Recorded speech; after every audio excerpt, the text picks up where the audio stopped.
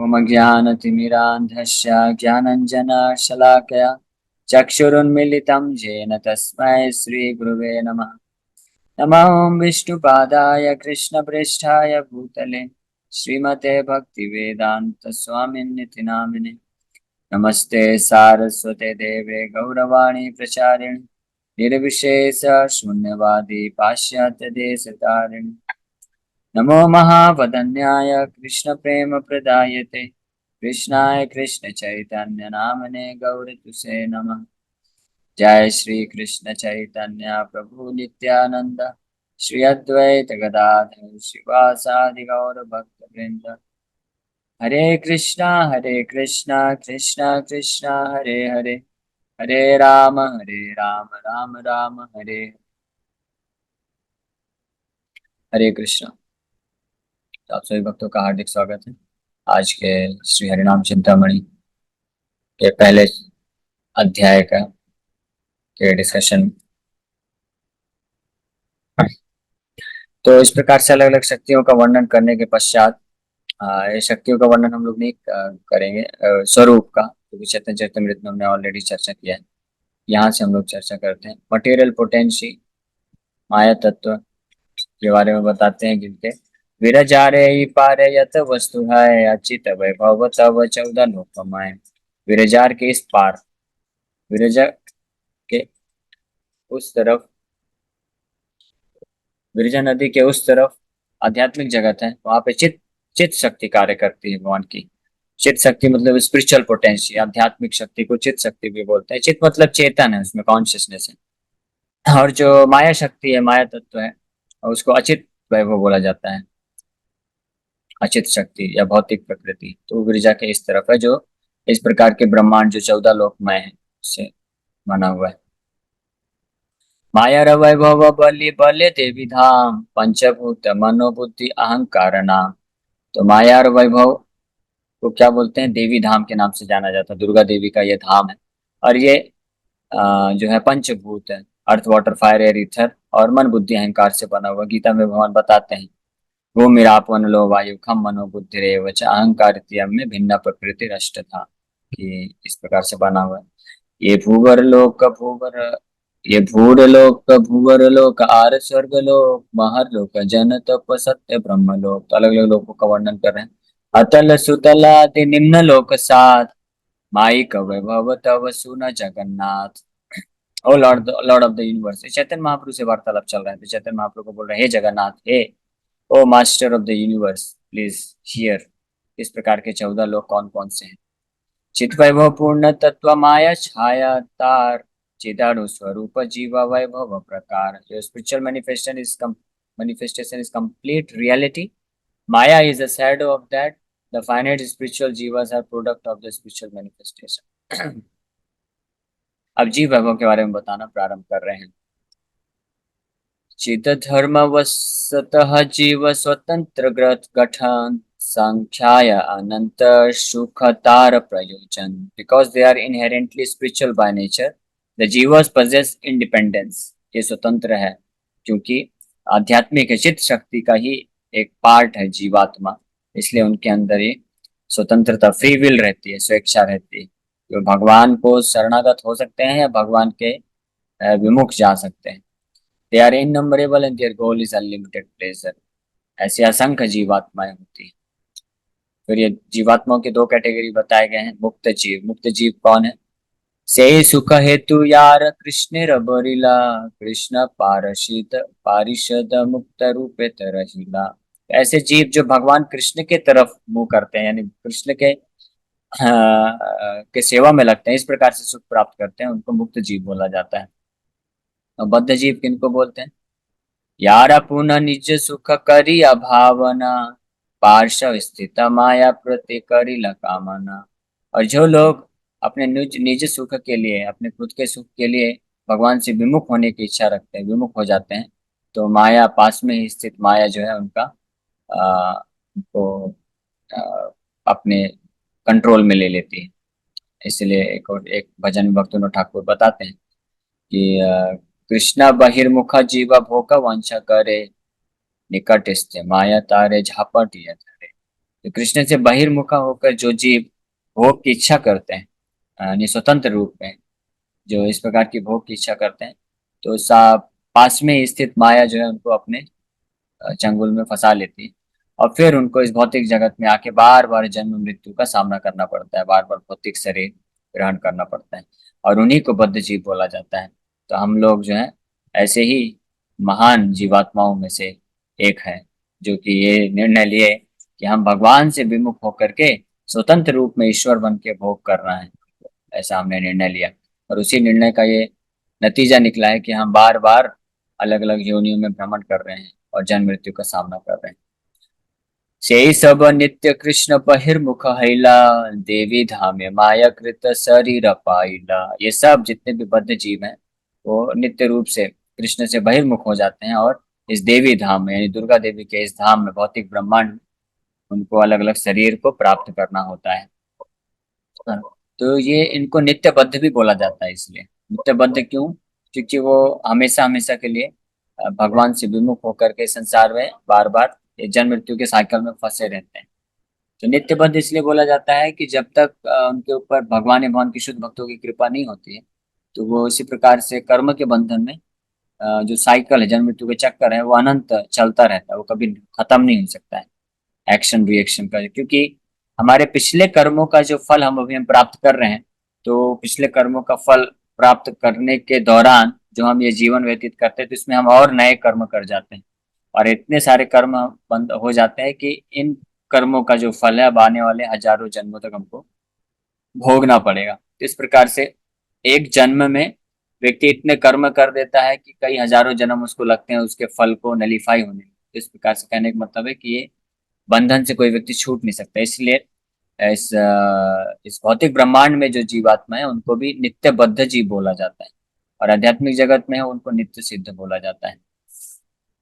पुण्य पाप कर्म चक्र पड़ी आए खाना, स्थूल लिंग देह सद करे न भ्रमना। तो इस संसार में पुण्य और पाप और पुण्य कर्म के चक्र में पड़ता है, और इस प्रकार से कभी ये इस स्थूल और सूक्ष्म शरीर को प्राप्त करके इस भौतिक संसार में भ्रमण करता रहता है। कभू स्वर्गे उठे कभू निराये पड़िया, 84 लक्ष योनि भोगे भ्रमिया भ्रमिया। तो इस प्रकार से कर्म बंधन के अनुसार, अलग अलग कर्मों के अनुसार कभी स्वर्ग प्राप्त होता है, कभी नरक मिलता है। इस प्रकार से 84 लाख योनियों में भ्रमण ही करता रहता है, बार बार बार बार। तथापि कृष्ण दया, लेकिन फिर भी कृष्ण बड़े दयालु हैं। वो क्या करते हैं? तुम्ही विभु तुम्हारा वैभव जीव है, दासेर मंगल चिंता तुम्हारा निश्चय। लेकिन हे भगवान, ये चैतन्य महाप्रभु से वार्तालाप कर रहे हैं, इसलिए तुम्ही विभु, विभु मतलब आप इनफाइनाइट हैं, आप विशाल हैं, ग्रेट हैं, आप परमात्मा हैं, आप भगवान हैं। आप और ये जो जीव है ये आपका ही वैभव है, आपका ही एक अंश है। वैभव मतलब अंश है। अंश, अंश दो प्रकार के होते हैं, स्वांश और विभिन्न अंश। तो जीवात्मा है वो विभिन्न अंश है, यानी माइन्यूट पार्ट एंड पार्सल। और जो विष्णु तत्व होते हैं वो स्वांश होते हैं, वो विष्णु तत्व के कैटेगरी के अंश होते हैं, भगवान के विस्तार होते हैं। तो क्योंकि जीव आपका ही एक अंश है, इसलिए दासेर मंगल चिंता तुम्हारा निश्चय। इसलिए आप यहाँ पे इतना चिंता व्यक्त कर रहे हैं अपने सेवक के मंगल के हेतु, उसका कल्याण चाहते हैं, इसलिए आप चिंतित हो रहे हैं यहाँ पे। क्योंकि महाप्रभु बड़े चिंता, बड़े बहुत ही व्याकुल होकर के हरिदास ठाकुर से ये प्रश्न पूछ रहे कि कैसे निस्तार होगा इन जीवों का। दास यह सुख मानि करे अन्वेषण, तुमित कृपा करी कर वितरण। कि आप ही हैं पालन करता, आप ही हैं पालन पोषण करते हैं। जिस जो भी आपके जो अंश हैं ये दास हैं सब आपके। भगवान श्री चैतन्य महाप्रभु इसके बारे में बताते हैं। एक और ग्रंथ है, बहुत अद्भुत और महान ग्रंथ है, भक्ति विनोद ठाकुर के द्वारा लिखा हुआ, नवद्वीप धाम महात्म्य के नाम से जाना जाता है, जिसमें नवद्वीप धाम की परिक्रमा का पूरा वर्णन किया गया है। तो उसमें श्री चैतन्य महाप्रभु बोलते हैं, जीवता अमर दासामि तार प्रभु, अमी न तरिल से न तरिबे कभू।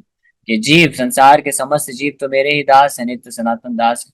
अगर मैं उनका उद्धार नहीं करूंगा तो कैसे उनका उद्धार होगा? तो भगवान, हम सब भगवान के दास हैं, भले हम भूल जाते हैं, हम उनको मालिक स्वीकार करें या ना करें। लेकिन तो हम जब भगवान को अपने मास्टर मालिक के रूप में हम भूल जाते हैं, तो हमारा उनके दास होने का जो हमारा रिस्पॉन्सिबिलिटी ड्यूटी है तो हम नहीं करते हैं।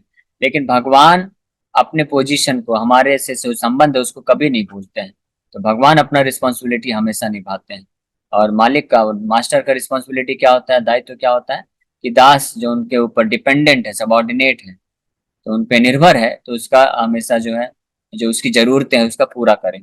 तो जब दास जो है विमुख हो जाता है और वो भौतिक भोग करना चाहता है, तो भगवान उसकी भी जरूरतें पूरी करने के हेतु उसको हर प्रकार से मदद करते हैं, भौतिक भोग भी दिलाते हैं। इसीलिए भौतिक संसार का पूरा भगवान ने सृष्टि किया है।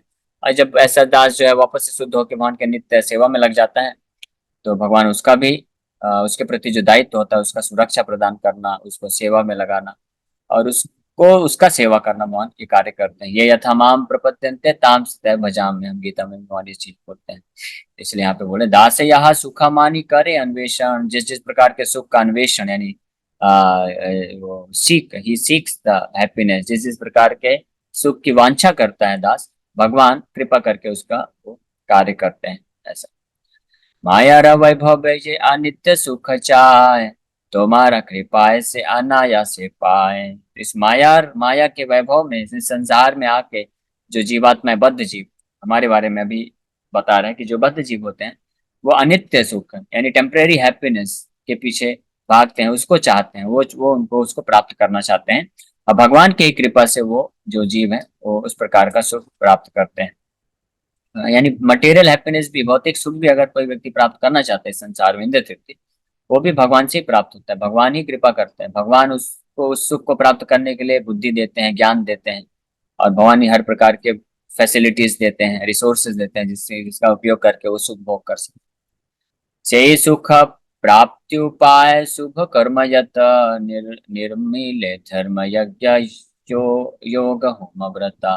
उसी भौतिक सुख को प्राप्त करने के लिए ही आपने अलग अलग प्रकार के ये कर्म कांड बनाए हैं, जिसमें अलग अलग प्रकार के धर्म, यज्ञ, योग और ये होम, व्रत, तपस्या, ये सब का प्रयोजन दिया गया है, ताकि ये सब करके कोई व्यक्ति भौतिक सुख प्राप्त कर सके। तो आप इतने दयालु हैं।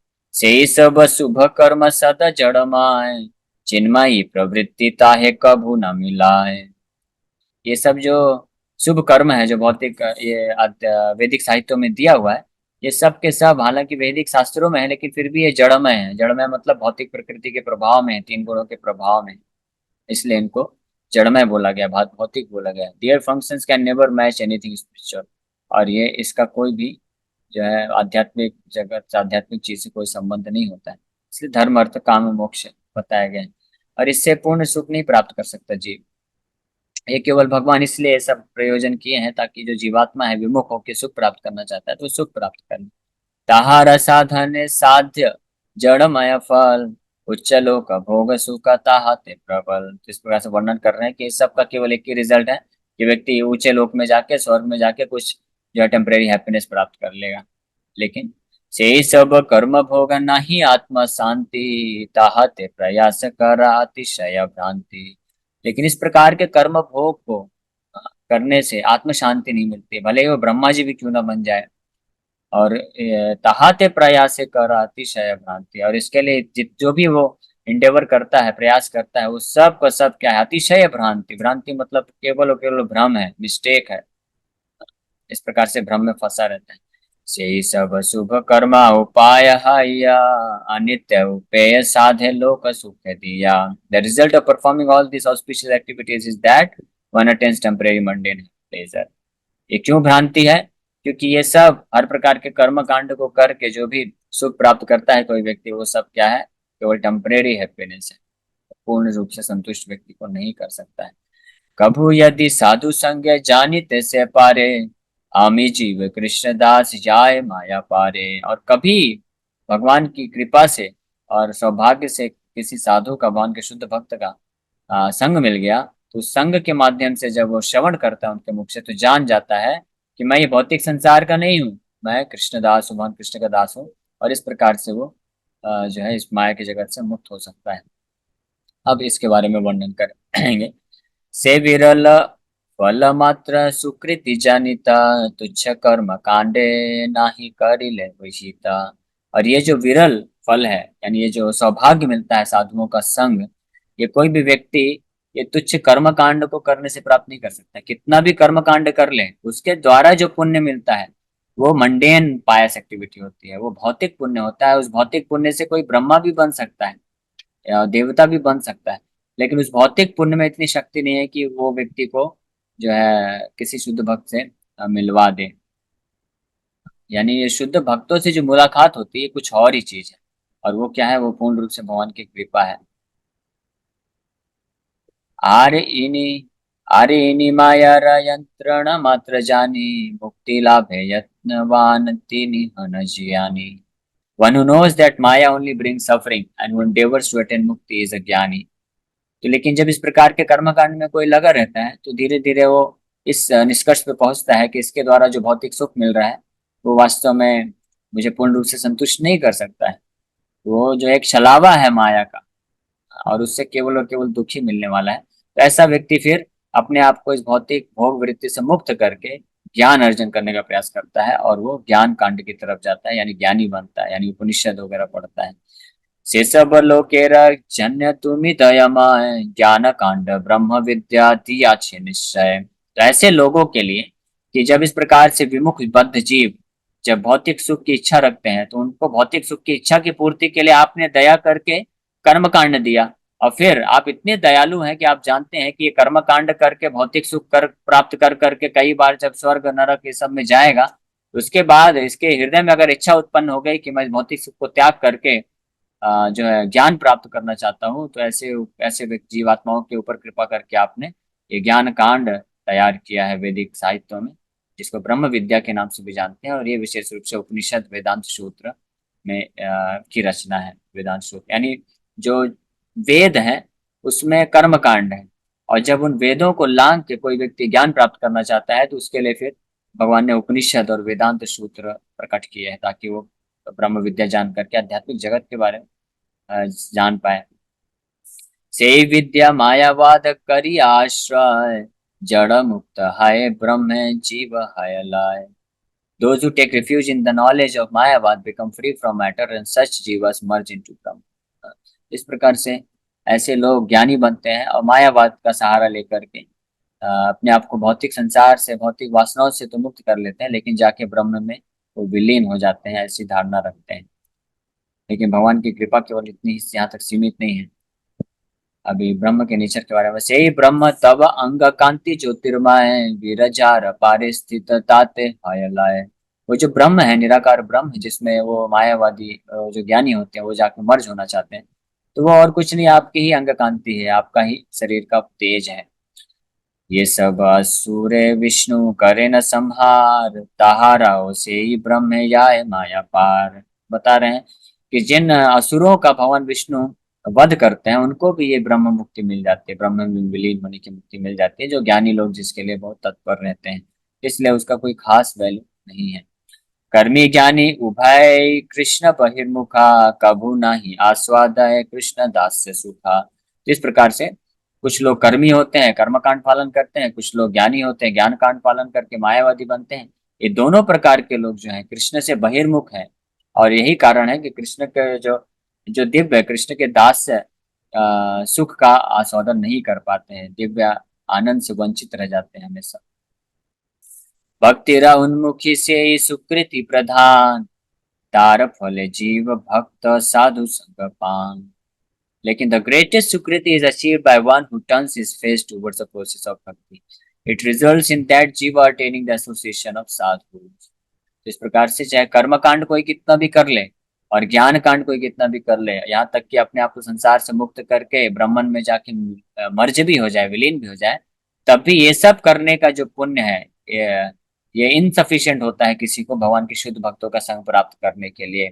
शुद्ध भक्तों का संग प्राप्ति के लिए जो बैलेंस अकाउंट बैलेंस चाहिए, यानी जो पुण्य चाहिए, उसको भक्ति सुकृति बोला जाता है, पुण्य बोला जाता है। वो केवल केवल भगवान का भक्ति करने से प्राप्त होता है, और जिस प्रकार से भगवान की भक्ति में लगने से जो पुण्य मिलता है, उस पुण्य के बल पे कोई व्यक्ति या तो इस जन्म में या तो आगे आने वाले किसी जन्म में भगवान के शुद्ध भक्तों का संग प्राप्त कर लेता है। और उस संग से क्या होता है आगे बता रहे हैं। श्रद्धावान है कृष्ण भक्त संग करे, नामे रुचि जीव दया भक्ति पथ धरे। तो इस प्रकार से जब कोई भक्ति के कार्य में संलग्न होता है और उसके फल स्वरूप भगवान के शुद्ध भक्तों का संग प्राप्त करता है, तो उसके हृदय में वो श्रद्धा उत्पन्न होती है और उनको वो श्रवण करता है और उसका धीरे धीरे नाम में रुचि उत्पन्न होता है और अन्य जीवों के प्रति उसको उसके हृदय में दया भावना उत्पन्न होती है, यानी उनको प्रचार के कार्य में लगता है और इस प्रकार से वो भक्ति के शुद्ध भक्ति के मार्ग में चलना प्रारंभ कर देता है। तो यहाँ पे बड़ी विशेष बात है कि भगवान के नाम में रुचि केवल और केवल फल है भगवान के शुद्ध भक्तों का संग। अब भगवान के शुद्ध भक्तों का संग जो है वो फल है भगवान के लिए कुछ भक्ति का कार्य करना। तो इसीलिए ये एक ग्रेजुअल प्रोसेस है, ये धीरे धीरे व्यक्ति आगे बढ़ता है। पहले कर्म कांड ज्ञान कांड, फिर उससे और आगे प्रगति करके फिर वो भगवान के भक्ति में लगता है, भगवान के अर्चा विग्रह का सेवा करता है और भगवान के लिए कुछ कर्म करता है, फल कर्म अपने कर्म का फलों का भगवान को अर्पण करता है। जैसे कई लोग आते हैं जो भगवान के मंदिरों में भगवान के लिए दान देते हैं, भगवान को कुछ अर्पण करते हैं, कुछ लोग विग्रह रख के सेवा करते हैं, कुछ लोग भगवान के अलग अलग धाम में जाके परिक्रमा करते हैं, अलग गंगा यमुना में स्नान करते हैं, वृंदावन जाते हैं, जगन्नाथपुरी जाते हैं, रथ यात्रा में भाग लेते हैं। तो ये सब करते हैं, ये भगवान के भक्ति के कार्य हैं। यहाँ तक कि भगवान का प्रसाद भी कोई लेता है तो भगवान के भक्ति का वो कार्य होता है। तो इसके फलस्वरूप इस प्रकार से जब किसी व्यक्ति का सफिशियंट ये भक्ति का फल पुण्य अर्जन हो जाता है, तो उसको क्या सौभाग्य मिलता है? भगवान के शुद्ध भक्तों का संग करने का अवसर प्राप्त होता है। ये भगवान की कृपा से, इसीलिए बोला गया है कि भगवान की कृपा से शुद्ध भक्त मिलते हैं, फिर शुद्ध भक्ति की कृपा से भगवान की प्राप्ति होती है। तो इस प्रकार से वो शुद्ध भक्त का संग प्राप्त करता है। मतलब इसका कहने का मतलब क्या है कि शुद्ध भक्त हो सकते हैं हमारे आसपास, लेकिन जब तक हमारे पास ये भक्ति रूपी सुकृति नहीं होगा तो हम उनके ऊपर श्रद्धा नहीं रख पाएंगे, यानी उनका रहने ना रहने का हमारे लिए बराबर हो जाएगा। लेकिन जो इस भक्ति सुकृति जिनकी होती है उनको भगवान के शुद्ध भक्तों में भी श्रद्धा आती है, वो उनको ध्यान पूर्वक श्रवण करते हैं और उनके बताए हुए मार्ग का अनुशीलन करते हैं, पालन करना चालू करते हैं, उनसे दीक्षा लेते हैं और फिर साधना भक्ति करना प्रारंभ कर देते हैं उनके दिशा निर्देशानुसार। और जब इस प्रकार से वो करते हैं तो उसका फल क्या होता है? भगवान के नाम के प्रति रुचि उत्पन्न हो जाती है। नाम में रुचि, इस प्रकार से नाम में रुचि उत्पन्न होती है। और जब उसका फल क्या होता है? नाम में जब इसको रुचि उत्पन्न हो जाती है तो अपने उसके हृदय में स्वतः अपने आप ही अन्य जीवों के प्रति कंपैशन, दया का भाव उत्पन्न हो जाता है। और वो दया का भाव क्या है? ये असली दया होती है ना। जो सो कॉल्ड ये होते हैं वेलफेयर करने वाले लोग होते हैं, समाज सेवक होते हैं, वो असली दया नहीं है। ठीक है, आप दया बोल सकते हैं, लेकिन वो भौतिक रूप से दया है, जो केवल के लोगों के शरीर के लिए देखभाल करना चाहते हैं, उनको रोटी कपड़ा मकान देना चाहते हैं। हालांकि अभी वो चीज भी करने, वो उस प्रकार का समाज सेवा करने वाले भी संसार में नहीं रह गए हैं, क्योंकि आज के समय में जो भी करते हैं इस प्रकार का समाज सेवा भी, तो उनके पीछे भी कुछ ना कुछ मोटिवेशन होता है। वो या तो बहुत बड़ा नेता बनना चाहते हैं, नाम कमाना चाहते हैं, तो ये मोटिवेशन रहता है। अब बहुत रेयरली कुछ होंगे कि जो वास्तव में किसी को ये रोटी कपड़ा मकान एजुकेशन देने के लिए उनका निस्वार्थ भाव से ऐसा करते होंगे, बहुत रेयर है। लेकिन अगर इस रेयर तरीके के लोग भी हैं तो वो भी वो कंप्लीट कंपैशन नहीं है, पूर्ण दया नहीं है, क्योंकि वो केवल शरीर के लिए कर रहे हैं। पूर्ण दया उसी के हृदय में उत्पन्न हो सकती है जिसको भगवान के शुद्ध भक्तों का संग प्राप्त हुआ है, उस संग से भगवान के नाम में रुचि मिली है और उस रुचि के फल स्वरूप उसके हृदय में कंपैशन दया उत्पन्न होता है कि ये सारे जीव इस संसार में भटक रहे हैं, तो इनको भी भगवान से जोड़ना चाहिए, इनके हित के लिए कार्य करना चाहिए। इस प्रकार से वो रिजल्ट होता है। यहाँ पे हरिदास ठाकुर बता रहे हैं कि श्रद्धावान है कृष्ण भक्त संग करे। श्रद्धावान लोग इस प्रकार से कृष्ण भक्त का संग करते हैं। नामे रुचि जीव दया भक्ति पथ धरे। इस प्रकार से भक्ति पथ में वो खुद भी चल देता है और अन्य जीवों को भी प्रेरित करता है। दया रसागर तुम जीवेर ईश्वर, कर्मी ज्ञानी बहिर्मुख उद्धारी तत्पर। इस प्रकार से ये सब क्यों वर्णन कर रहे हैं हरिदास ठाकुर? बता रहे हैं आपके दया, आप दया के सागर हैं और समस्त जीवों के आप ईश्वर हैं, और इसीलिए आप जो कर्मी ज्ञानी सब ये सब के सब बहिर्मुख हैं और इन सब के उद्धार के लिए आप इतने तत्पर हैं कि आपने इतने सारे वैरायटी ऑफ वैदिक लिटरेचर क्रिएट किए। इतने जो अलग अलग विविध प्रकार के वैदिक साहित्य उन्होंने बनाए हैं, ये भगवान की तत्परता है, भगवान की दया है कि वो किसी को भी नहीं छोड़ना चाहते हैं, सबको जो है धीरे धीरे अपने भक्ति पथ में लाने के लिए तत्पर है भगवान। और यही कारण है कि जो इस वैदिक पथ को भी छोड़ के और भटक जाते हैं, भगवान इतने दयालु हैं कि इस वैदिक सभ्यता को छोड़ के जाने के कारण उनको और अन्य अन्य प्रकार के धर्म क्रिएट करते, ताकि किसी भी तरीके से वो कुछ तो पालन करके इस भक्ति पथ में आगे बढ़े। इसलिए वो जीसस क्राइस्ट को भेजते हैं, मोहम्मद को भेजते हैं, जो जो कि जिसको अन्य प्रकार का धर्म क्रिएट करते हैं। लेकिन वो धर्म हालांकि हमको पालन नहीं करना है, क्योंकि उसमें नॉन वैदिक है, वो म्लेच्छ धर्म बोला जाता है। भविष्य पुराण में वर्णन है कि मोहम्मद आए, उन्होंने म्लेच्छ धर्म का प्रचार किया। लेकिन वो उन लोगों के लिए जरूरत है जो पूरी तरह से जानवर की तरह अपना जीवन व्यतीत कर रहे हैं, तो उनको बचाने के लिए, उनको मनुष्य बनाने के लिए, और उनको धीरे धीरे भगवान को तरफ, भगवान की तरफ समर्पित करने के लिए, कि एटलीस्ट जाके किसी को तो समर्पण करें कि हाँ कोई तो है इस संसार में जो भगवान के नाम से, गॉड या अल्लाह के नाम से हैं, जाने जाते हैं, और जो समस्त सृष्टि का पालन पोषण करते हैं। हम उनके ऊपर निर्भर हैं, उनके पास जाके सर झुकाएं, तो इस प्रकार से कुछ तो उनको सुकृति मिले। ये भगवान की असीम दया है।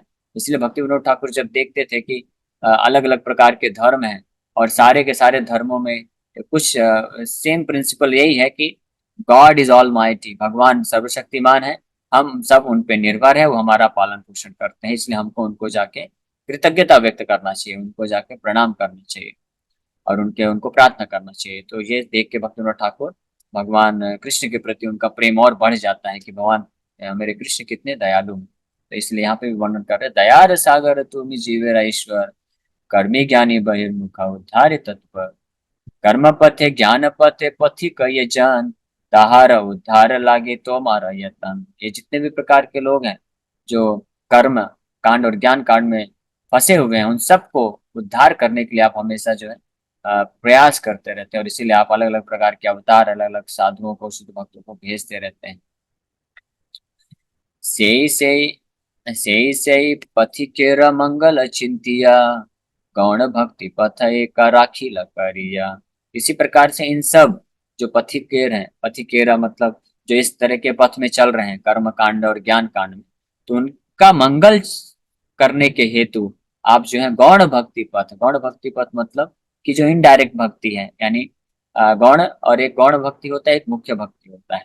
मुख्य भक्ति मतलब डायरेक्ट डिवोशन सर्विस भगवान का, जिसमें भगवान के श्रवणम कीर्तनम करते हैं, भगवान का डायरेक्ट सेवा करते हैं। गौण भक्ति मतलब इनडायरेक्ट तरीके से वो भगवान को जाके समर्पण करते हैं, सरेंडर करते हैं, किसी कोई अथॉरिटी स्वीकार कर लेते हैं। तो भगवान इसलिए उनके एकर राखील्या करील्या, उनको अपने साथ अपने पथ में लाने के लिए आप ये सब इस प्रकार से व्यवस्था बनाते हैं। कर्मी वर्णाश्रमे ठाकी, साधु संग करी, कर्म माझे भक्ति करे, गौण पथ धरी। Remaining in the varnashram system and associating with sadhus, the karmi walks on the path of indirect bhakti mixed with karma. तो ये ग्रेजुअल है, इनडायरेक्ट पथ से उसको धीरे धीरे कैसे शिफ्ट करना है डायरेक्ट, तो ये ग्रेजुअल प्रोसेस होता है, धीरे धीरे किया जाता है। तो जो कर्मी होता है, वो कर्मी जब इस प्रकार से साधु का संग प्राप्त करता है, तो धीरे धीरे कर्म मिश्रित भक्ति करता है।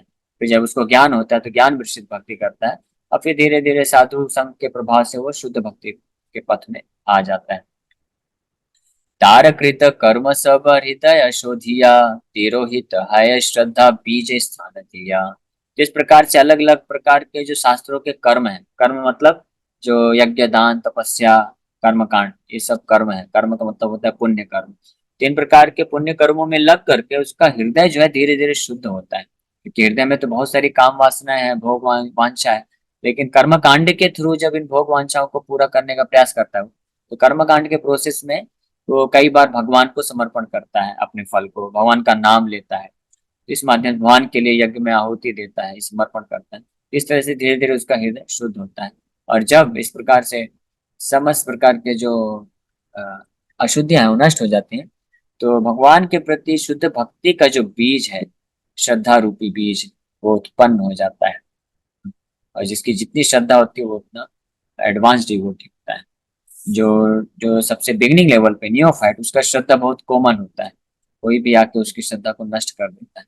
लेकिन जो शुद्ध भक्त होता है प्रेम भक्ति में, उसका श्रद्धा बहुत गाढ़ा होता है, और 100% होता है। इस प्रकार से यहाँ पे करते हैं। तो यहीं पे हम लोग आज यहीं पे विराम करते हैं। शाम की क्लास में हम लोग और इसको डिस्कस करेंगे। अभी आने वाले धीरे धीरे ग्रेजुअली हम हरिदास ठाकुर वर्णन कर रहे हैं, और फाइनली हरिनाम के माध्यम से कैसे कोई बड़े अच्छी रात मतलब बहुत जल्दी अल्टीमेट डेस्टिनेशन को प्राप्त कर लेता है, इसका वर्णन करेंगे। हरे कृष्ण।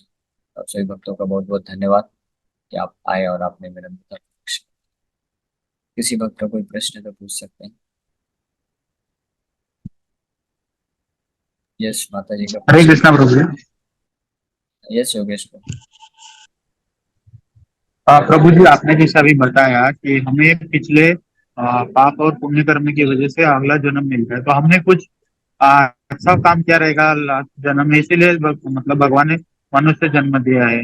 और ये जन्म में हम भगवान की मतलब भक्ति कर रहे हैं और आगे करेंगे, तो हमारा जो ये वो चेंज हो जाएगा या सेम ही आएगा वापस? क्या चेंज हो जाएगा?